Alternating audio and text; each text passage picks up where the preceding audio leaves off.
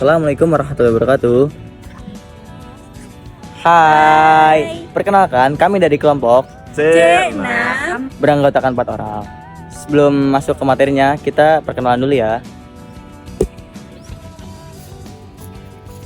Halo semuanya, perkenalkan nama saya Muhammad Wahid Hidayat dengan NIM 23522869 KT 10445.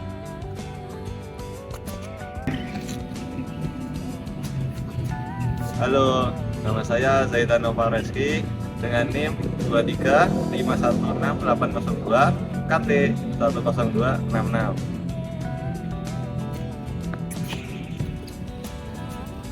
Hai, perkenalkan nama saya Fitnatullah Muhammad dengan NIM 235227720 KT 10439. Hai semuanya, perkenalkan nama aku Novia Widianti dengan NIM 235150809 KT 10234. Pada video kali ini, kami akan menjelaskan gangguan biotik pada Pohon kecurutan atau Spathodea campanulata Pohon nyamplung atau Stalopilum innobilum. Di sekitar FEP dan Visipol. disimak ya materinya. Nah, sekarang kita berada di FEB UGM. Di sebelah kanan ada pohon yang dapat adanya gulma, yaitu gulma peceki. Yuk, ikuti aku.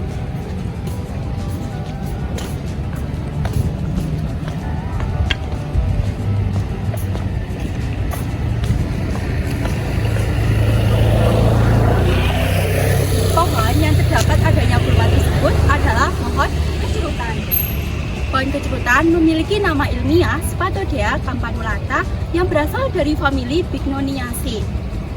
Pohon kecerutan adalah pohon yang berasal dari Afrika yang ditanam sebagai pelindung di taman atau tepi jalan. Pohon kecerutan ini dalam bahasa Sunda dikenal sebagai Ki Ajret dan dalam bahasa Jawa dikenal sebagai cecerutan karena kuncup bunga ini mampu memuncratkan air. Pohon kecerutan ini juga disebut sebagai pohon hujan karena saat berada di bawah pohon ini kita akan merasa seperti turun hujan. Dalam bahasa Inggris, kecerutan dikenal juga sebagai African tulip karena warna bunga kecerutan ini memiliki warna yang hampir mirip dengan warna bunga tulip. Pohon kecerutan mampu tumbuh dengan ketinggian 25 meter atau lebih. Pohon kecerutan ini memiliki daun yang berwarna hijau dengan tipe majemuk menyirip sempurna. Bunga kecerutan berwarna oranye menyala yang dikelilingi oleh warna kuning yang cerah. Dan bunga ini dapat tumbuh bergerombol dari 5 hingga 7 pada setiap kelompoknya. Bunga kecerutan ini memiliki warna coklat kehitaman dan memiliki katup yang berbentuk seperti perahu. Selanjutnya, apa sih gulma itu? Gulma adalah jenis-jenis penyusun vegetasi yang tidak diinginkan dan merupakan tumbuhan pengganggu bagi tanaman inang melalui kompetisi yang nilai negatifnya lebih nilai positifnya. Penyebaran gulma sendiri dapat dilakukan melalui biji yang dibawa oleh burung dan dilontarkan sehingga dapat tumbuh pada tanaman inang. Peceki, fase hidupnya dimulai dari fase epifit, kemudian fase hemiepifit, kemudian fase penceki, dan yang terakhir fase pohon. Peceki ini dapat tumbuh dari atas hingga bawah dan saat akarnya mencapai tanah maka akan mencari unsur hara dan air. Peceki ini memiliki hausteria yang dapat menembus inang, batang inangnya untuk menyerap unsur hara dan air.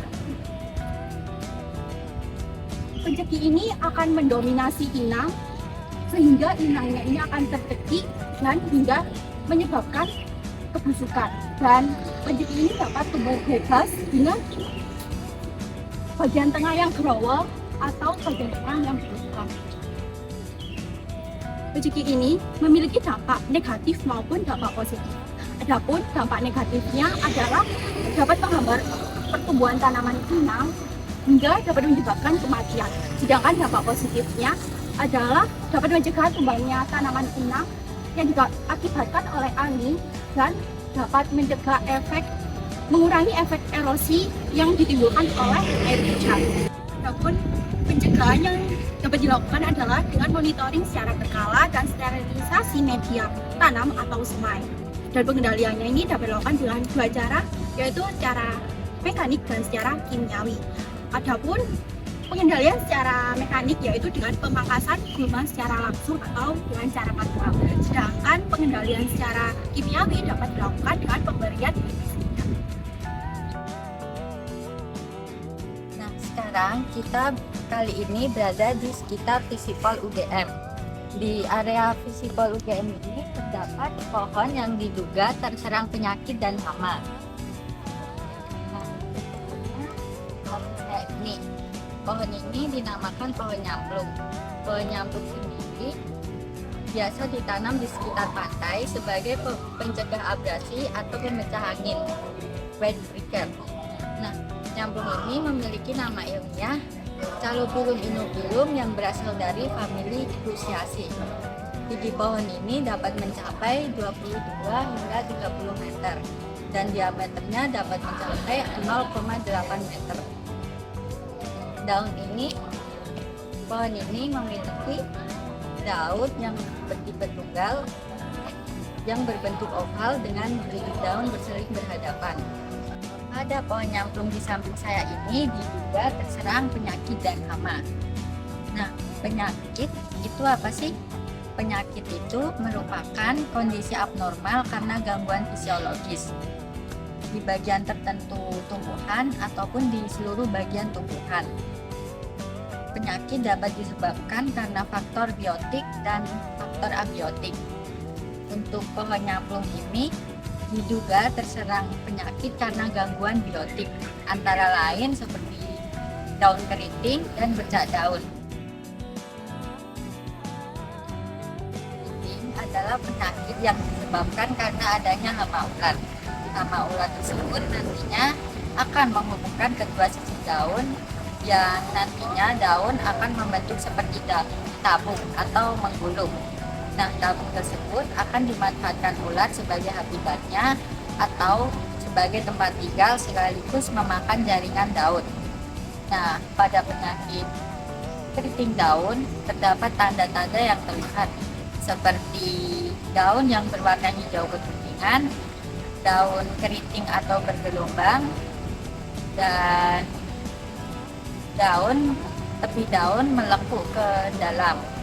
Untuk gejalanya sendiri dapat dilihat dari ranting dan cabang-cabang pada pohon tumbuh banyak dan umumnya ranting tersebut tidak terdapat daun.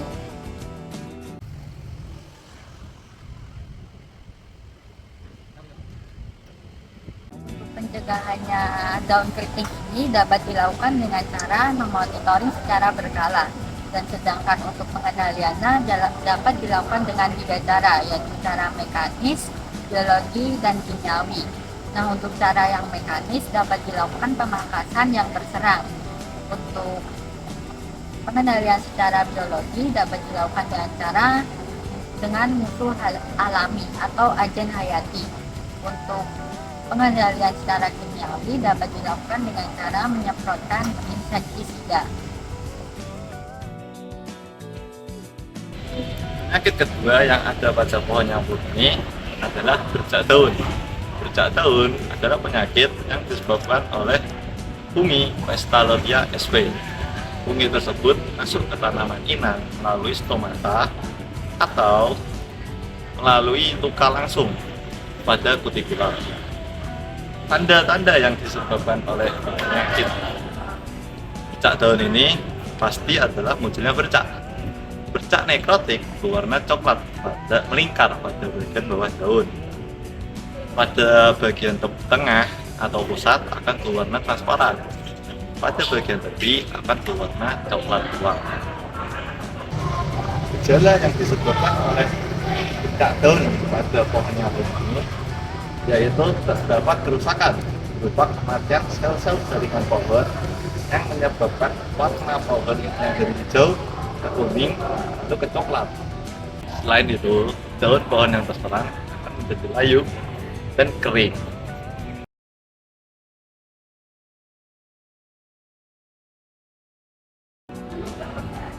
Pencegahan yang dapat dilakukan agar pohon nyamplung ini terhindar dari penyakit bercak daun, yaitu dapat dilakukan dengan monitoring secara berkala, jarak tanam antar tanaman, dan isolasi tanaman yang terserang penyakit bercak daun. Jika sudah terkena penyakit, dapat kita lakukan pengendalian.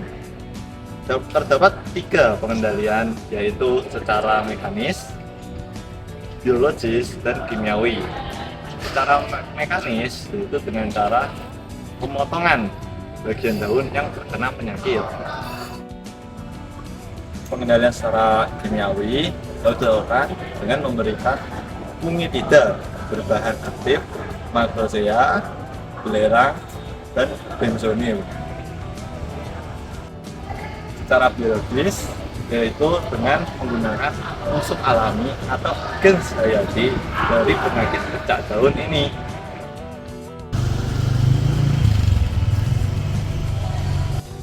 Hama merupakan salah satu organisme pengganggu tanaman atau juga yang disebut OPT yang keberadaannya sangat tidak diinginkan karena besarnya kerugian yang ditimbulkan. Selain itu, pohon nyamplung atau juga yang dikenal nama ilmiahnya dengan Calophyllum inophyllum di sekitar visipol juga diduga terserang hama berupa kutu putih. Kutu putih merupakan hama yang mengeluarkan sejenis zat putih berlilin dan berkapas putih dan menutupi badan lembut berwarna merah muda yang terlihat seperti debu putih. Tanda yang ditimbulkan oleh pohon yang terkena penyakit hama atau hama berupa kutu putih, yang pertama adalah adanya serat kapas putih atau serangga kecil putih yang bergerombol, dan tanda yang kedua ada bekas sekresi berwarna putih dan ditemukan serta kutub bagian tanaman atas menjadi kerdil. Pada pohon yang terkena hama ini bisa dilakukan dengan 2 cara. Yang pertama ada pencegahan serta pengendalian. Pencegahan yang pertama dilakukan dengan monitoring secara berkala. Yang kedua dengan metode pengendalian. Metode pengendalian ini dibagi menjadi 3, yaitu mekanis, kimiawi, dan biologi. Yang pertama dengan metode mekanis, dengan cara pemangkasan bagian yang terkena hama tersebut. Yang kedua kimiawi, yaitu dengan cara pemanfaatan insektisida atau pemupukan. Yang ketiga ada biologi, dengan cara pemanfaatan insektisida botani serta pemanfaatan musuh alami. Sekian, terima kasih. Halo teman-teman, terima kasih telah menyaksikan video materi yang kami sampaikan. Semoga nantinya bermanfaat bagi teman-teman semua. Sekian dari kami, undur diri dari kelompok C6. Wassalamualaikum warahmatullahi wabarakatuh. Bye-bye. Ciao.